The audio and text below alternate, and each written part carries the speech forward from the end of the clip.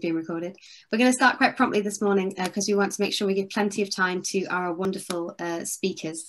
I'm Hannah. I'll be doing some chairing of our supporters event today. I'm one of the board members for Operation Noah. So welcome to this annual supporters event. We're delighted to have you with us, whether this is your first time or you've been an Operation Noah supporter for years.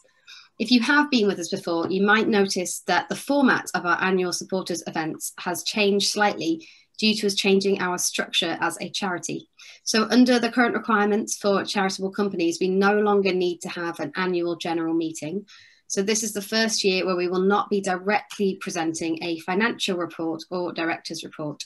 Instead, you can read them at your leisure on our website, and links for the reports, I think, are now being put in the chat. So if you'd like to get a head start on taking a look at those or downloading them, you can do that now. And they'll also be published by the Charity Commission later this summer. If you missed our rolling highlights from the last year, which we were playing just before the start, you can also find them in blog post form on our website, which should also now be linked in the chat. Despite COVID-19, this year has seen lots of exciting divestment news, work on Climate Sunday, resourcing for local churches, and our first steps into campaigning for nature-based solutions through church land. So we've got lots of exciting things to share with you today, and we're going to jump straight into our panel with Chine, Dave, and Josh. The format for this panel time is that we're going to hear from each speaker, and then we'll have time for questions at the end. We'll be running the Q&A via the chat. So if a question occurs to you during the talks, please do send it. You'll be able to send it directly to the co-hosts. So you can send that at any time during any of the talks that are presented, or indeed during the chat at the end. So we're going to begin by handing over to Chine. Chine McDonald, who is our head of public engagement at Christian Aid. She edited Rage and Hope, 75 Prayers for a Better World, a Christian Aid book which was published in March 2021. And her second book, God is Not a White Man and Other Revelations, has just been published to already rave reviews. So do get a copy of that.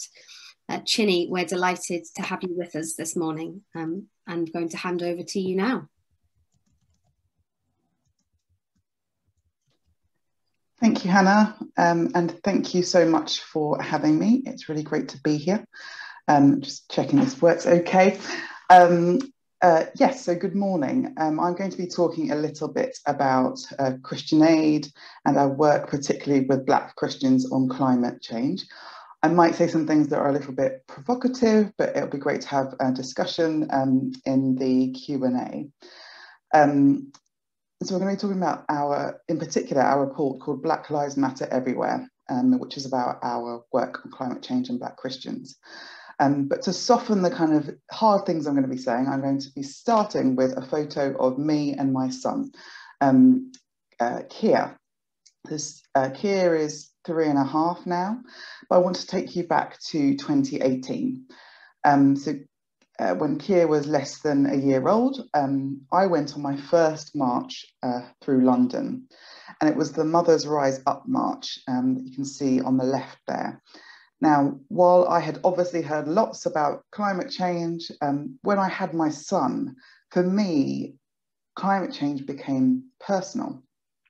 It was a real revelation moment, an awakening moment, as I realised I wanted the world to be better in the future for my child. So I arrived at this march, and there were thousands of us walking through London with great banners. I'm really proud of my one and what I came up with there. It says, "Now this is what I call a mother's meeting." So there were lots of us. And what I realised on that day, in that moment, was that I couldn't see anyone there who looked like me. And I thought, but surely Black mothers and fathers care about making the planet a safe place for our children and other people's children. So where were they? Now, this was 2 years before the year 2020, which showed us a lot about the racial inequalities that exist not just in this country, but around the world. Now, apart from the COVID-19 pandemic, the rise of the Black Lives Matter movement was, of course, one of the defining themes of last year, sparked by George Floyd's murder and other examples of police brutality in the United States. And of course, we know that after that, there was a big reckoning with racial justice around the world. But I think one thing that many of us fail to realise is that climate change, although something which will affect all of us and does affect all of us, is actually a deeply racialised phenomenon. So many of us don't realise this, and in fact we ran a Comres poll last year of members of the British public, which found that twice as many British adults think that white people across the world are the most vulnerable ethnic group to the negative impacts of climate change. It was about 1 in 3 Brits who thought this. Now, in our work at Christian Aid, we know this isn't true, because we see how it's Black and brown people in the poorest countries who face the brunt of the impacts of climate change, caused in large part by fossil fuel burning in rich majority white nations. So it's global South countries that are, of course, on the front line of the climate crisis. And it's the poorest and most marginalised communities that are on the front line, despite those communities having done the least to cause it. Now, often this inequality is overlooked because climate change is often associated with science, and the rationale and the language that is used to describe it is often really technical in jargon, relating to things like atmospheric carbon atoms and global temperature readings, words that I kind of glaze over when I hear. The cold neutrality of climate science obscures the fact that the drivers and the impacts of the climate emergency are personal and societal, and they're also tied to political decisions with clear racial implications. People in the as yet more sheltered corners of the global north are now starting to experience the force of the climate crisis. But really across the globe, across the global south, this is something that they have already been feeling the effects of for years. Whether we look at extreme weather events in Latin America, or droughts in East Africa, or floods in Bangladesh, or sea level rise threatening the existence of Pacific Islands, climate change is not just a future threat, but a present reality. If poor political decisions and unjust policies have helped to cause the climate crisis, then it's equally the case that the right policies and decisions have an essential role to play in addressing the problem and putting the world on a path to climate justice. And we know that we're beginning to see movement on this. There's been lots of good news, but the movement isn't fast enough for some of these communities. We've seen, obviously, over the past year and a half, how politicians around the world have claimed to be moved by racial injustice, and they want to do something about it. But making rapid and far-reaching climate action a priority would be a great start in ensuring that Black lives matter everywhere. So what are we doing at Christian Aid? So at Christian Aid, we've been doing work over the past couple of years in particular to reach out to and engage with Black Christians on issues of climate. Because while we recognise that it's Black and brown people in the global south that are being affected right now, we realise that it's something that we need to highlight to Black Christians who live here. And as a Black Christian myself, I think it's really important for us to show the link between the climate crisis, racial justice, and our human and civil rights, but also to work to diversify the climate movement itself. Because not only is stewardship of the earth a biblical mandate, it's a justice issue that needs all of us to play our part and get involved if we are to make a difference in this area. So thanks to some brilliant work by my colleague Sarah Jane Niaje, we have been doing some great things. And we're also really grateful to the European Climate Fund for having funded this particular piece of work. One of the major pieces of work that we did was the first survey of its kind to find out actually what do Black Christians think and feel and do about climate change in this country. So in our Black Lives Matter Everywhere report, which was carried out by Savannah Comres, we surveyed 500 Black Christians last summer. I want to share 5 of the things that we learned. Hopefully that's not obscured. So The first thing we learnt was that Black Christians feel more informed about climate change than the general public. We found that 2/3 of them feel they know at least a fair amount about climate change compared to half of the British public. Now you might ask why that is. Could it be because Black Christians are more likely to be in church than the British public and therefore hear about some of the climate change issues that are spoken about? The second thing that this is a whistle-stop tour. So the second thing is we found that being born in a climate vulnerable country boosts awareness of the climate crisis.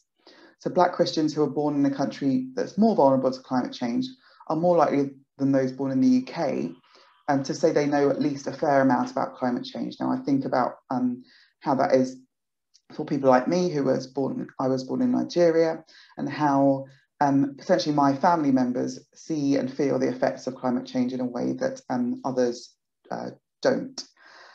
The third thing we learnt was that by 50% to 15%, Black Christians are much more aware that the impacts of climate change disproportionately affect Black people around the world compared to the British public at large. And we found that the UK public are twice as likely to think white people, as I mentioned, are more vulnerable to climate change around the world than other ethnic groups. We found that compared to the general public, Black Christians are twice as likely to make lifestyle changes to reduce their carbon footprint or engage in campaigns or protests. And we also found that more than half of Black Christians don't think the climate movement is racially diverse enough, and that's compared to 33% of the British public. Now, some of these findings were counterintuitive for many of us as we saw the results, and they probably are to you. But what we realised was that these findings challenge the perception that concerns around climate change are largely the preserve of white people and white Christians, because it's clear that Black Christians are a very engaged and informed community when it comes to understanding these issues, and actually have a lot to offer to the climate movement. I also want to mention as well, I'll give a quick plug for something we are doing this evening. I'll post a link in the chat when I finish. But we want to highlight the issue of climate change in new and creative ways. So we have commissioned and been working with Chine Orchestra, which is Europe's first racially diverse orchestra. And we have performed and commissioned a new orchestral work on the theme of climate change, which is in 4 movements: creation, ruin, redemption, and restoration. And that will be performed this evening, it's having its world premiere this evening, and it will also include an address from Rowan Williams about the theology in climate change. We'd love you to attend that. It's free to attend, so I'll post the link. We want to, in that, by engaging Chine Orchestra, which is well known in the Black community, we want to highlight the issues of climate change among Black communities. So as that last point shows, we want to diversify the climate movement. And yet, as we know, Greta Thunberg is the poster girl for climate activism globally. And obviously that's not Greta's fault, and she's done a lot to raise awareness of the issue.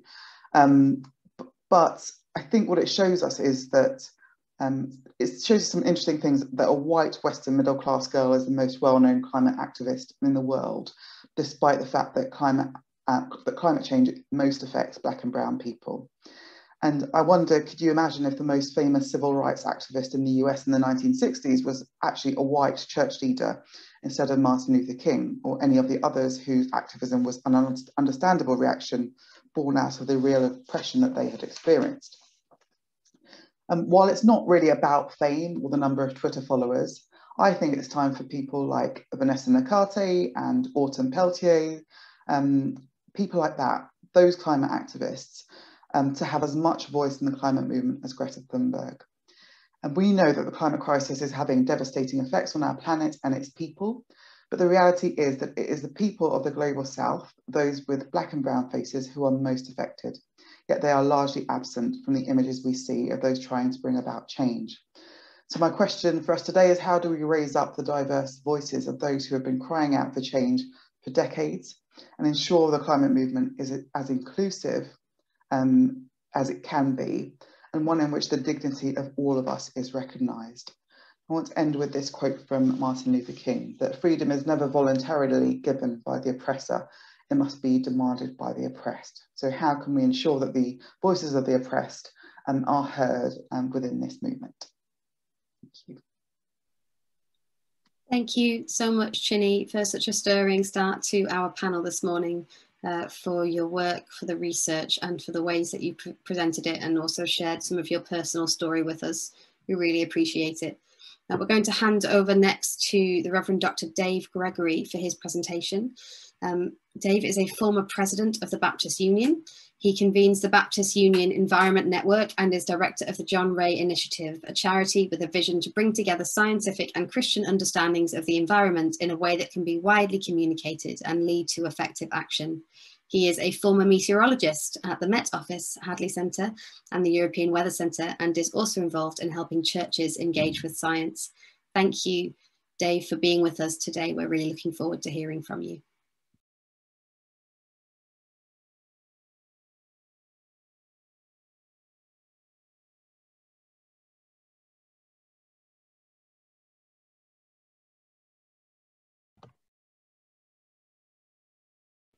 Dave, you just need to unmute. And somebody muted me again, but don't worry. I'm just trying to share my screen, but I don't seem, oh, here we go. Let's try this. Okay, well, good morning, everybody. Thanks for inviting me to come and speak with you this morning. As Hannah said, I'm Dave. I'm a Baptist minister. I'm actually a part-time Baptist minister as of last night.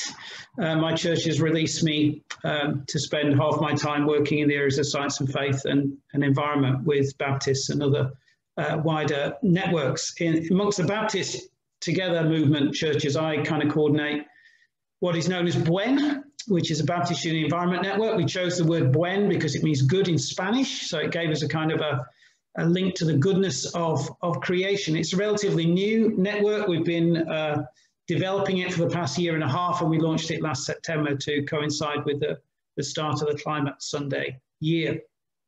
But actually, our journey for divestment has gone on longer than that. It goes back to 2018 to perhaps a smaller group of people within the Baptist Together movement who had a long engagement with climate change and the environment over a number of years. And stimulated by Operation Noah's Bright Now campaign, we brought a proposal to our Baptist Union National Council in March 2019 to divest from fossil fuels, divest our funds as a network of churches nationally, centrally, from fossil fuels. Actually, that failed in part. They did agree to divest from the extraction of coal and tar sands. And they also said they wouldn't invest in other companies who were not moving significantly to sustainable energy practices. But it was an interesting experience, that, and I think there's some lessons to learn from it. Partially, we don't have that much funds to invest, and therefore we piggyback our policy on some other church networks which have bigger funds to invest, who we have connections with in the church's investment group. And we were very much kind of swayed by the position of the Methodist Church at that time. In the debate in council, the strongest voices for divestment came from the younger component of the council, and they voted en masse to fully divest. Some of the voices that spoke against it, interestingly, came from the black component of our churches, churches who actually had connections back into communities, which you might say is, as Chine said, impacted the most by climate change, which we've known for a long time, since the report over 10 years ago by Nicholas Stern, who said, you know, the impacts are going to be felt first by countries in the global south, the developing nations of the world. However, some people strongly argued in council that some of those countries were very dependent upon fossil fuels on their economy. And so that kind of swayed quite a large proportion of the council. Now, whether you agree with that or not, it was an interesting perspective to have to contend with, and it did provoke some further conversations with a part of our Baptist family. I think partially it was a concern over the well-being of those countries and the communities that they had links in there. Partially, I think it was maybe a theological stance as well, that there was a lack of understanding of the connection between climate change and the impact it was having upon those communities, and also a link to Christian theology. This was in March 2019, and very quickly after that, the world changed with Greta Thunberg coming on the scene and David Attenborough raising the issue of climate change. We were becoming increasingly aware through the science that the last decade has been the warmest decade on record.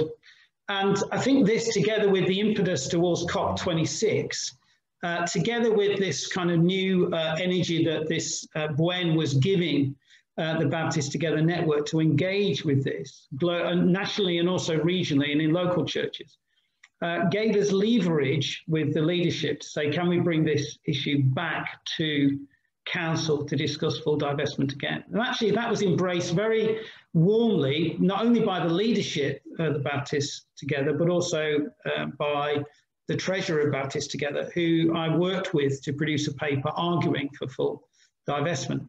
I have to say it was helped along the way by John Levick, our treasurer, because quietly he had been shifting some of the Baptist Union's investments away from fossil fuels beyond the agreed ethical policy. And I think there's a lesson there. You know, enter into conversation with those people who are very actively involved with investing funds in our churches.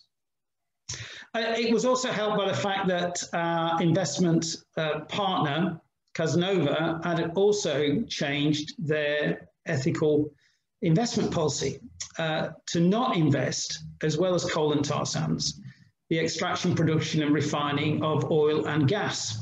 And so effectively, we were bringing our own policy in line with our investment partners. And this is part of this growing ESG awareness that there is amongst the finance community. So in March 2021, we presented this again to the council, and very different discussion and engagement, which may reflect this wider shift that we're seeing in society and in governments around the world. And they, by over 95%, agreed to divest in companies with significant training in extraction, production, refining of oil, gas, and tar sands. For us as a movement, I think this strengthens our voice. It strengthens our voice amongst faith communities. I think it strengthens our voice among the wider climate and environmental campaigning and concern network. I think that strengthens our voice with some of our partners around the world, particularly with the Baptist Missionary Society. They too, in some ways, they have been championing climate change and environmental concern in a stronger way than the Baptist Together movement for a number of years. But one of the struggles they find with their local partners around the world is that partially because of theological understanding, climate and the environment does not feature large on some of their partners' agendas, but it at least gives us some extra traction, perhaps, to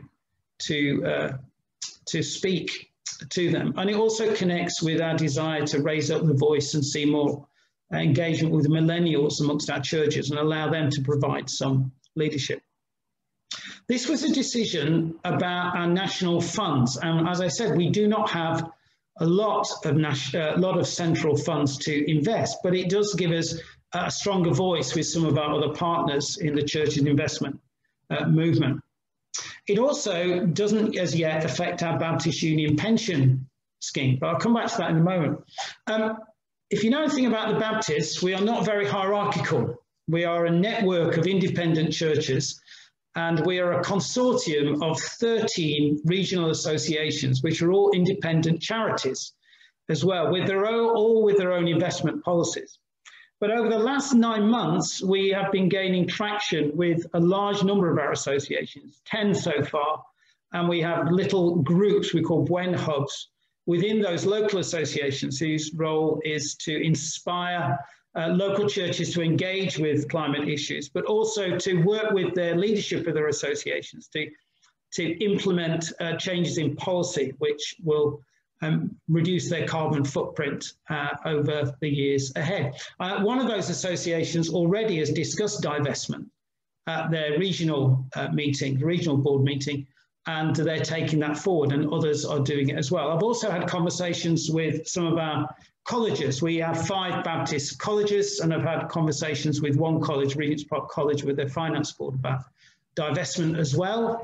They're partially along the road, although again, some of their funds are invested in the University of Oxford scheme, in which actually they're quite keen to engage from the inside rather than to divest outwards. They also point out, as charities, trustees of charities are mandated to get the best returns on their investment, which is another discussion to have. Although I did point out to them, if you have a good ethical policy, that might shape that decision.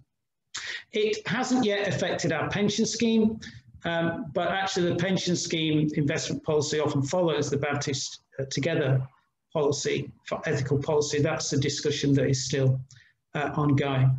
So that's where we've been on a journey for the last couple of years. We're really grateful for Bright Now campaign for stimulating this in the first place and journeying with us, providing insight and information. And we hope this will help us, along with some other initiatives that we're involved in becoming a much more consciously aware and active movement to engage with issues of climate change in the UK and around the world. Thanks for the invitation, and thanks for listening today. Thank you so much. That was such a thorough and rich exploration of one denomination's journey. Thank you for all of the work that you've been doing on that as well. It's great to hear.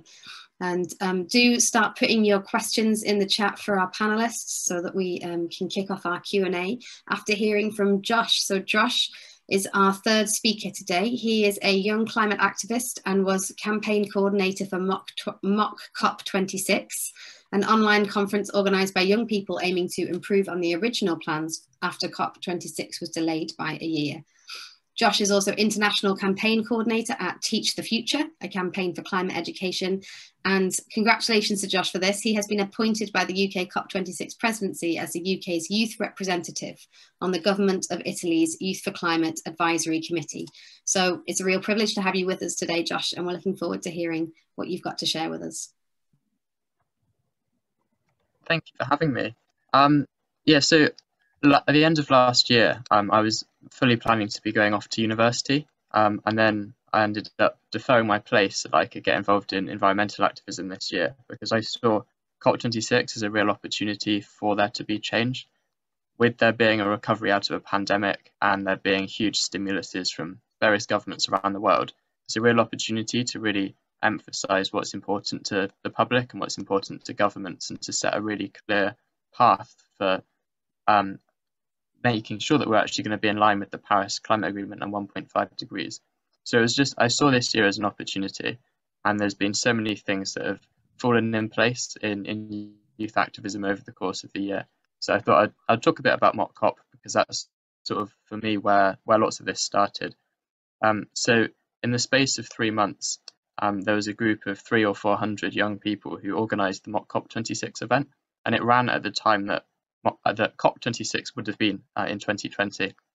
And the idea really was to fill the void left by the postponement, to show what young people would do if they were the decision makers, if it was young people who were representing their countries, what ambition, what policies would they push for, and what changes would they make to the process. So I think the first main change was that it was all online. We didn't have much choice about that. We were in a pandemic, but it brought some really great opportunities. It meant that more people could engage with it. It meant that there wasn't a cost associated with it, and it drastically reduced our carbon footprint without having to fly people all over the world. It meant that it was more engaging. People could watch it all in real time.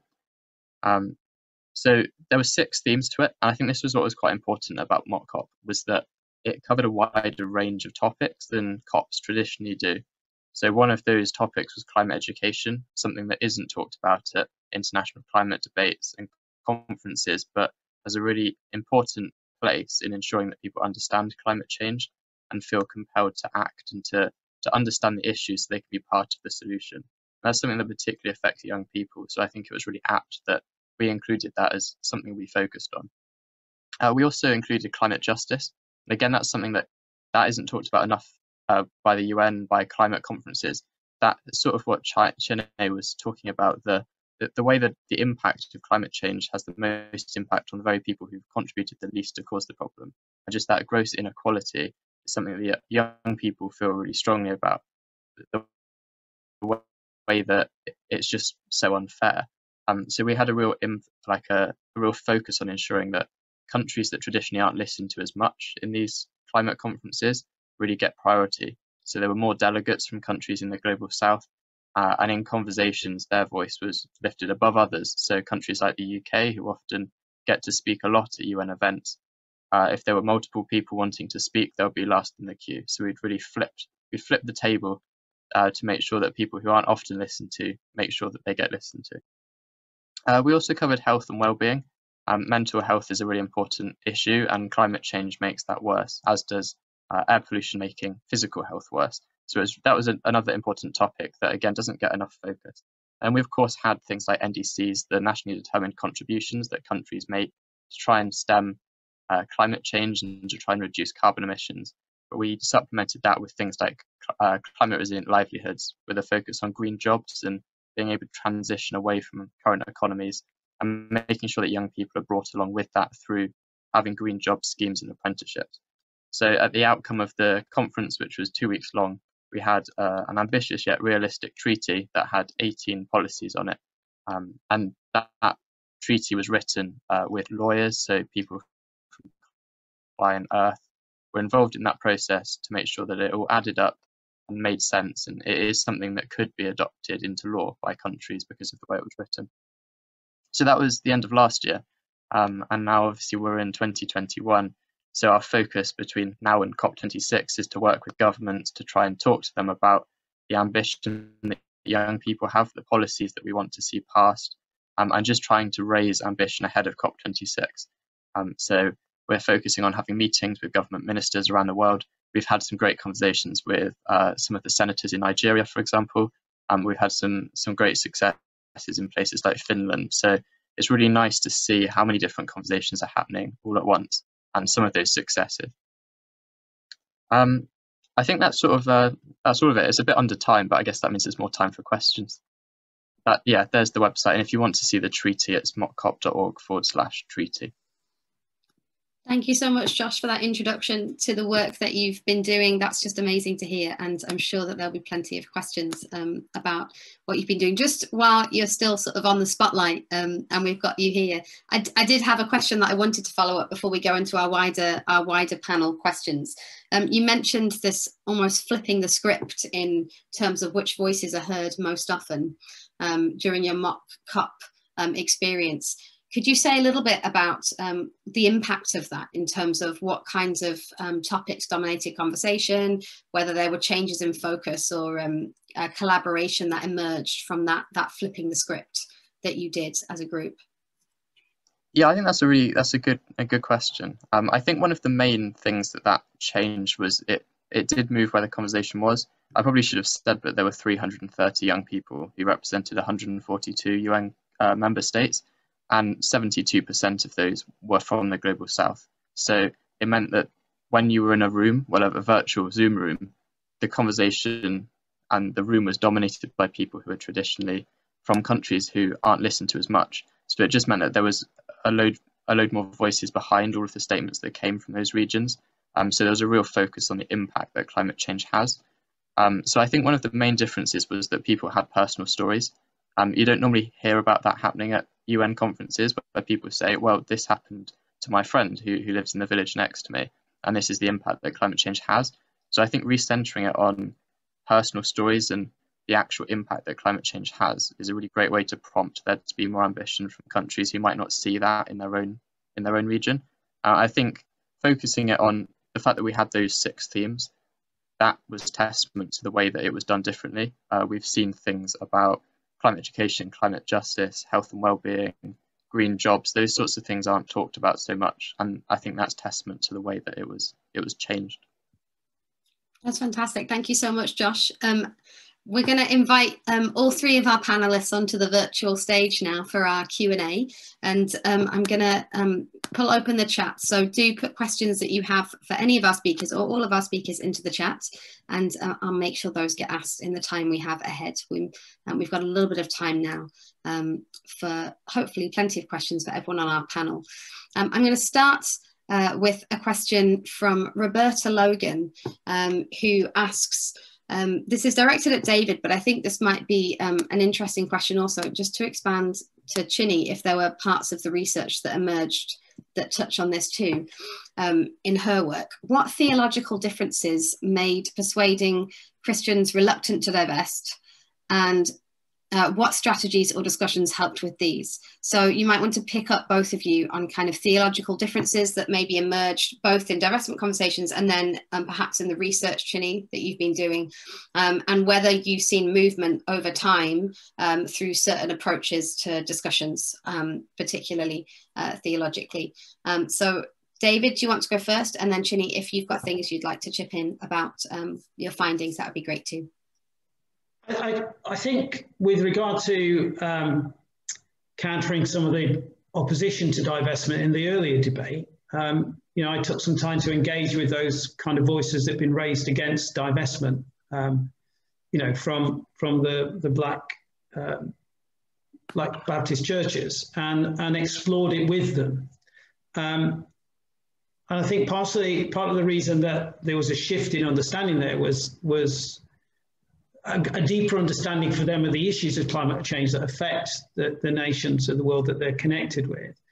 But also an emphasis, as well as this kind of negative pressure we need to put on fossil fuel companies, there's a need for a more proactive engagement in those societies of things that are going to help them with issues of climate change. So that I think our ethical investment policy has a positive side of it as well. We will invest in certain things, including green initiatives. And I think that's something we need to explore.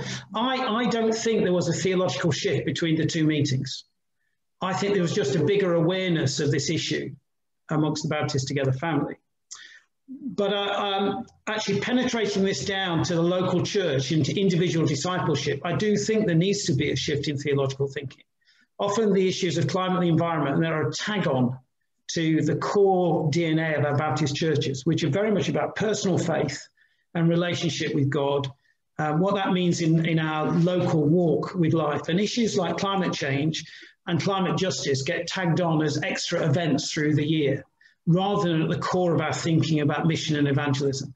And I think we need to think about the ways we talk about climate and environmental issues, so they do become rather core to what we understand discipleship looks like in this world. I picked up the pioneer movement as starting to use a phrase, rewilding the church. And I think that's a great phrase, but it needs to go deeper than talking about our structures. It's actually in our thinking of what it means to live as churches in this day. And so I gave a talk on this a few weeks ago, and I said, maybe we need an eco-alpha course. I wonder what an eco-alpha course would look like, you know, a basic discipleship course where, as well as healing and stuff like that, we put something into it, at the core of it, explaining the gospel through a kind of an environmental lens. What might that do to our theological thinking as churches? That's great, thank you, David. Chine, do you want to jump in? Yeah, sure. So one of the main perceptions is that Black churches will be obviously conservative theologically, and some of that did bear out in the research. So we found that 2 in 5 Black Christians said that that it wasn't urgent enough, so climate change wasn't an urgent enough thing for them to prioritise. But a third of them said that they don't see what climate justice has to do with the church, and a quarter of them saw the climate movement itself as aggressively un-Christian. So there's stuff about the climate movement, whether or not it's the content almost of what they're saying, which are problematic for some Black Christians. But I think from Christian Aid's perspective, we've also been looking at actually what is the theology of not necessarily Black Christians in the UK, but Black Christians and theologians in the global South, where the kind of the theological thinking around climate change is really rich and developed. So how can we connect those two things? We have been running some workshops, events, and a course with the Queen's Foundation at University of Birmingham, in which we want to encourage and equip Black church leaders in the theology of the justice issue of climate change. And I can share the link to a report that we have produced, which is a separate report, which is specifically aimed to equip Black church leaders on the theology. So there are lots of kind of like nuances and kind of complexities, but I think what we're trying to do in terms of the theology is focusing on the justice issue, and highlighting for Black Christians why it is that they need to get involved and think about these things, not just as an eco or green issue, but as a deeply theological one as well. That's wonderful. Thank you, Chine. And I'm sure that there'll be people in the chat who want to pick up on some of those themes as our conversation continues. Josh, we've got a couple of questions for you. Wondered if you could touch on whether finance was debated during your mock COP experience, and also if you could just give a little bit more on what the green jobs were that were mentioned. Yeah, in terms of finance, it wasn't explicitly mentioned, but it came under other policies. So, for example, under the NDC's section, Nationally Determined Contributions, it talks about a green recovery from the pandemic, and that would involve spending. There's lots of papers drawn up. There's, like, for example, a European Green New Deal, green recovery. There's lots of those ones, and they would all involve spending. So we didn't explicitly talk about finance, but it was hinted at because most of the policies would involve some form of expenditure. And then in terms of green jobs, it's mostly focused on decarbonisation, so things like electrification, transition of the energy system, so renewable energy, but then also other things like decarbonising food systems, so looking at less carbon-intensive methods of farming or plant-based alternatives, those sorts of things. So it covers a wide range of things, but basically anything that would result in decarbonisation or lower carbon emissions. Great, thank you. And sorry to again put you on the spot, Josh, but while we've got you with us, another question for you on the question of eco-anxiety. And of course, if either of the other speakers wants to jump in on this, because I think this is pertinent really to all three of you in different ways in the work that you're doing. Rachel says, I work with lots of young people who have eco-anxiety. Josh, where would you say is the richest place for them to find their emotional tribe? Now, you may all interpret what an emotional tribe is differently, so we'll see what comes out of this question, but it might be really helpful to hear some different perspectives on that subject. Josh, do you want to kick us off? Yeah, sure. I think there's actually quite a lot of research that seems to be coming out about eco-anxiety, and I think it's really good that there's so many conversations happening. I know that, for example, like Imperial, they've got their Grantham Institute and they're doing research about that. But I think one of the best ways for me is to feel like you're doing something to bring about change, to sort of fight against the system that is bringing the anxiety. So getting involved in climate activism, campaigning, just reading about stories that are positive, hearing about examples of activism or youth engagement that works.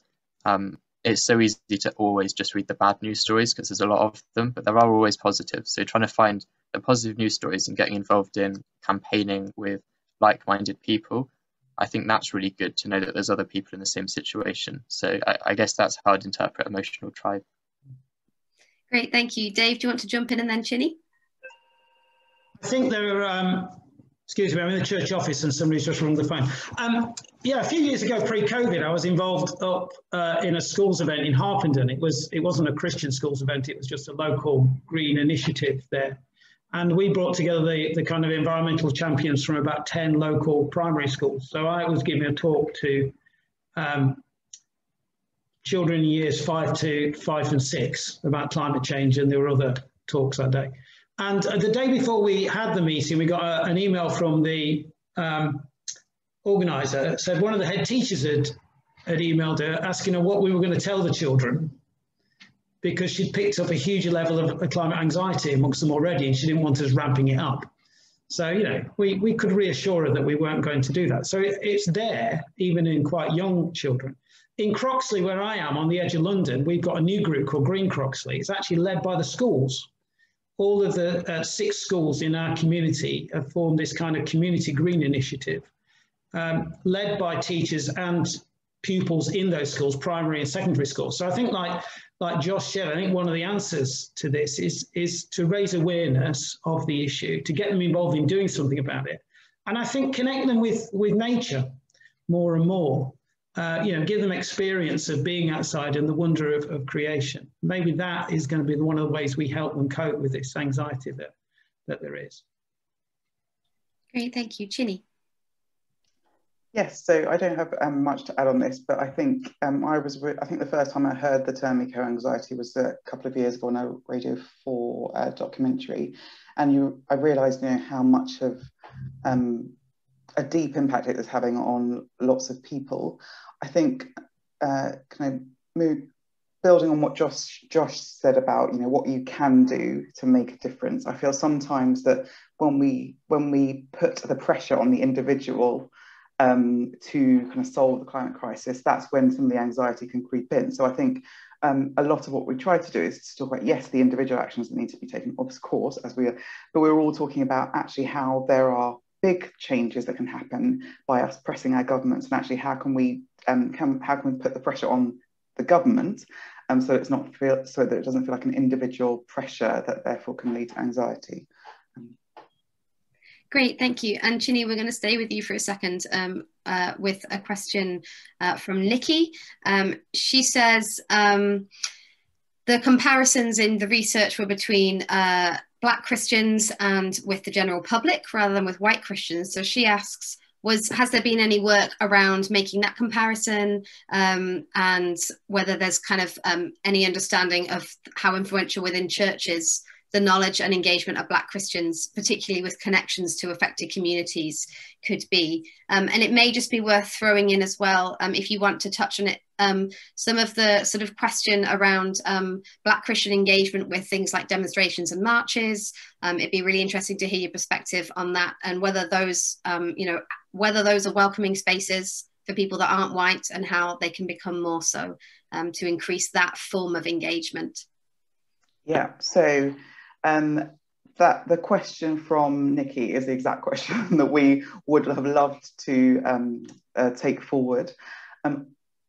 Being honest, budget is the issue, and so we had run a survey, a kind of short survey with comrades, but they, as part of their kind of regular British members of the public panel, in which we asked a question about climate, and then we ran those two same questions in the research specifically of Black Christians.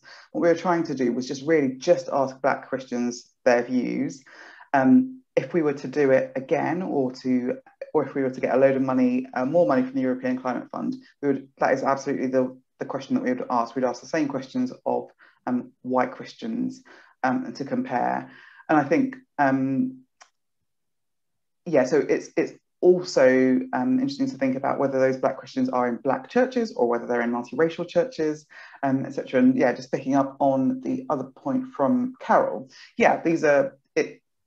it's really counterintuitive, some of the information that we found through the survey, and obviously because it's that self-reporting, but I think our response being to question whether it's kind of right or not is part of the problem, because actually what we're making some assumptions about what Black Christians think rather than asking them. So I think what we do need to do is delve down into what exactly was meant by some of the findings. The issue, and yeah, exactly what Grace says, the issue about demonstrations, etc. Of course, those are predominantly white spaces, and there are clearly reasons for that. Obviously, the Black Lives Matter protests last year were, there were a lot of people protesting about that because of a lot of Black people protesting. But yeah, the history of Black people in protest and their encounters with the police in this country have not been ones in which the police stand by and let people kind of walk peacefully through. So there's lots of complicated issues. I think what we shouldn't do is necessarily equate action on climate justice with attending marches as well. There are other ways in which to campaign and to be activists. So looking at what are the variety of different ways that Black Christians and Black people can get involved in the climate movement that aren't just the typically white forms of doing so. Great, thank you, Chine. And I'm sure that there'll be plenty of people in this room who would consider themselves climate activists who may not attend marches regularly for a variety of reasons, not least of all that a lot of us don't live in London. Would be my own reflection on that as someone who lives in the north. Thank you so much to everyone for the really great discussion and engagement that's happening in the chat. It's really great to see your comments coming in. I'm going to go to a question now from Anita and Stephen Beer, who say, do the panel feel that fair trade is supporting understanding of where climate change is affecting communities in the global south? And is buying goods from the global south contributing to problems through air freight and other long transportation? So this is quite a specific and technical question. So you don't all feel that you don't need to all feel the need to discuss it. But if any of you have insight into this question around fair trade, it'd be lovely to hear any thoughts. David, you're unmuted. Does that mean you are willing to have a go? No, but I mean, it's the second part one's a real difficult one, isn't it?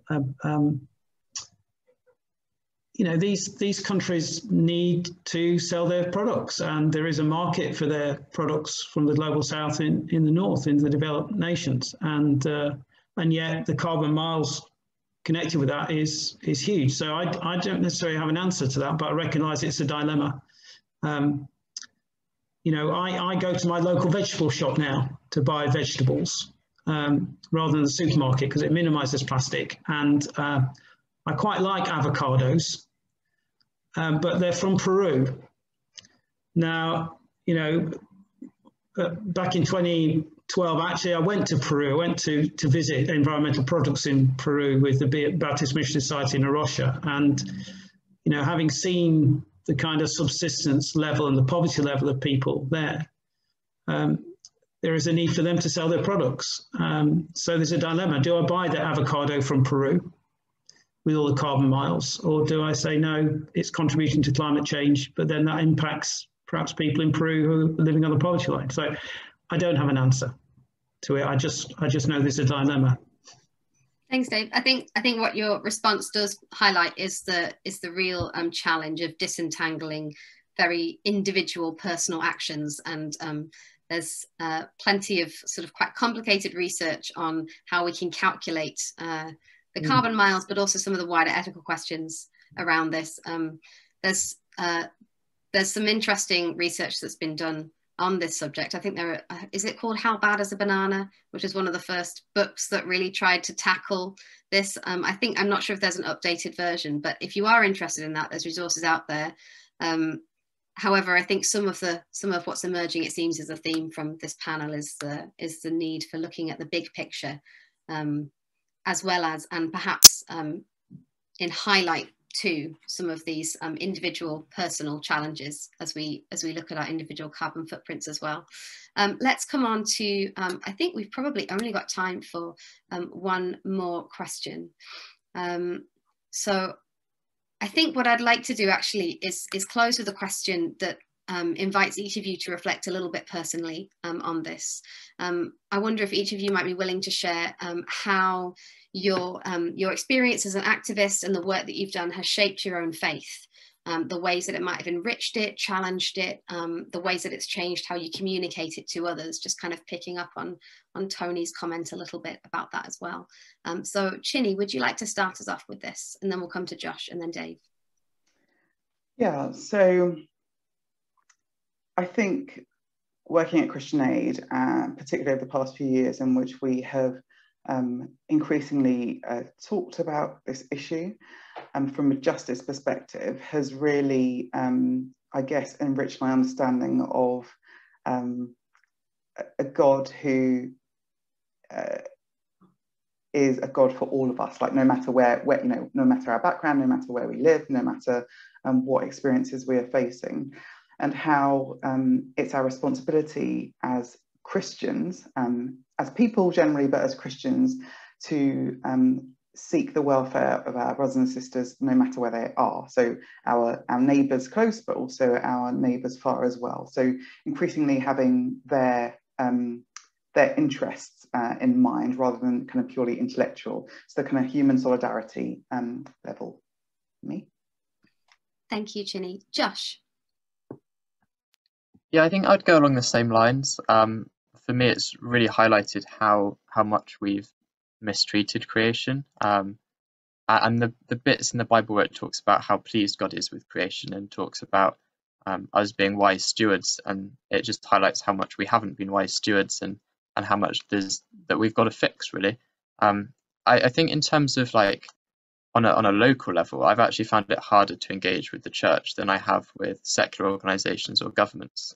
So from a personal level, it's not been always like a good relationship there, because I found the church has been much harder to talk to or to have proper conversations with, and there's been more hostility there sometimes, which I'm not really sure why, but that's sort of the experience that I've had.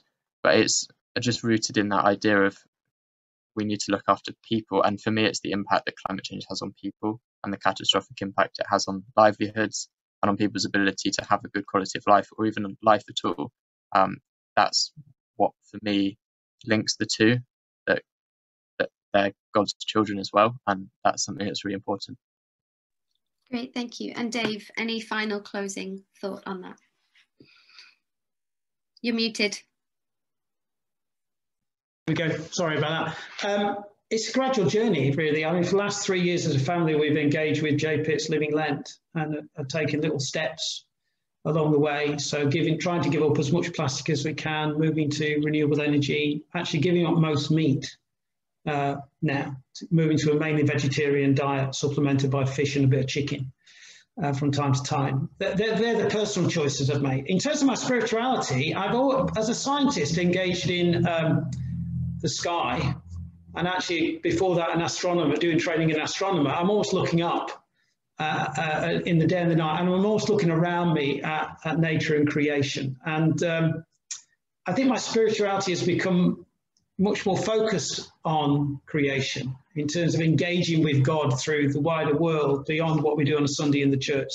So through lockdown, I took to sitting in front of my patio doors or on the patio to do my morning prayers, which I use Celtic daily prayer in the morning. And, you know, it starts with that phrase, one thing I ask of the Lord, this is what I seek, that I may dwell in the house of the Lord all the days of my life, to behold the beauty of the Lord and to seek him in his temple. And I think over the last year or two, looking into my garden, that seemed to me to be part of God's temple where I can seek him. So that for me is engaging me spiritually and feeding me spiritually to do more in this area.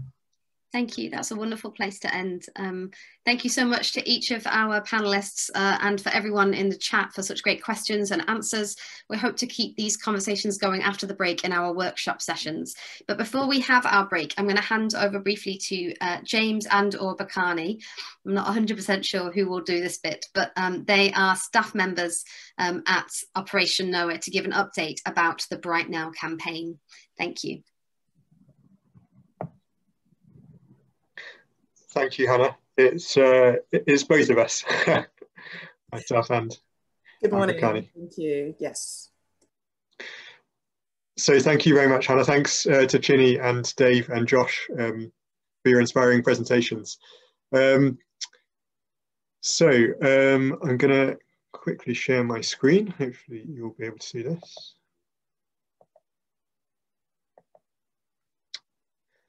Okay, and just briefly, my colleague Bakani and I are going to share a little bit about some highlights from our Bright Now campaign over the last year.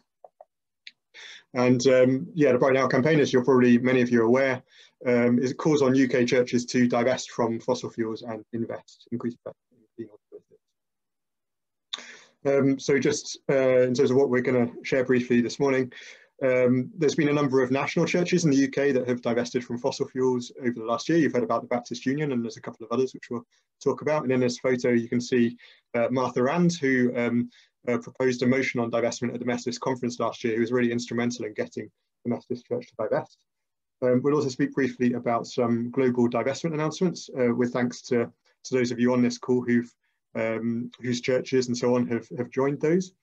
And we'll also share a little bit about some webinars that we've organised this year, and briefly looking ahead to what some of the areas we're going to be working on over the next year.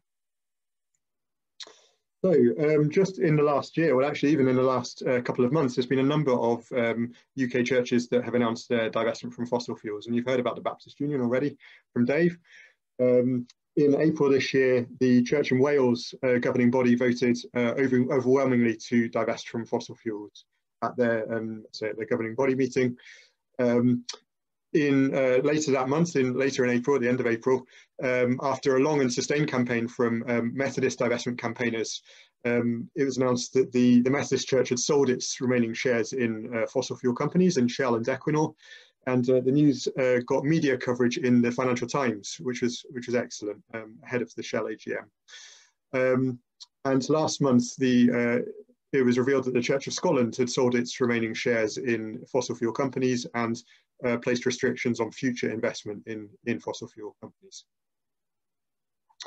So we're now in a position where, looking down this list, as you can see, those 4 churches that I've just mentioned have joined the Quakers, the Church of Ireland and the United Reformed Church in fully divesting from fossil fuel.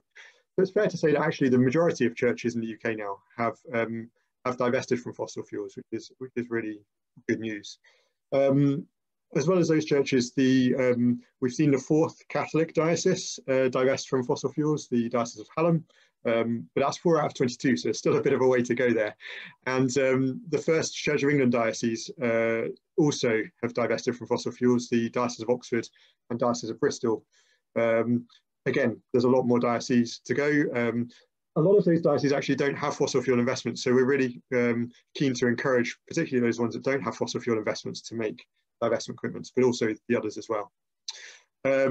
And the Church of England and the Scottish Episcopal Church are yet to divest, so those are obviously a big focus for our work. Over to Bakani. Thanks, James. So it has obviously been a challenging year for campaigning because we obviously couldn't gather together, but we're really grateful for all the support that we've received for our webinar series, which have actually allowed us to bring together much bigger numbers than we might have otherwise got. So for each of the webinars that you see, we've had at least 200 people attending those. And we were delighted to have guest speakers, for example, Augusto Zampini from the Vatican, Bill McKibben, who's actually one of the founders of the global divestment movement, who spoke on our Methodist webinar, as well as the Bishop of Oxford, Stephen Croft. So we had such brilliant panels, and they really helped to keep that momentum going on the campaigns in these in the national churches. And I think you've seen some of those results, as James just mentioned earlier. I'd also say that they contributed to, in the next slide, please.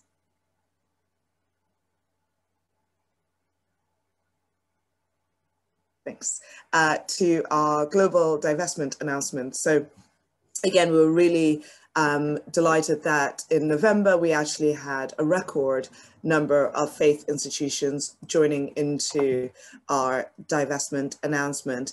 And as you can see, we had church institutions from national bodies such as the Church in Wales to regional bodies such as the diocese, the URC synods, as well as Methodist circuits, as well as local churches joining in that movement. And really what has been so great about this is that as individual churches, it sends a very clear message, but when we join together in this collaborative way with global partners, it brings up and amplifies those voices that we were talking about earlier, and really brings them to the forefront of this discussion, and shows that solidarity all across our Christian community. So we're really thankful to all the supporters globally who've been part of this, and we look forward to continuing to work with you next year. Thanks.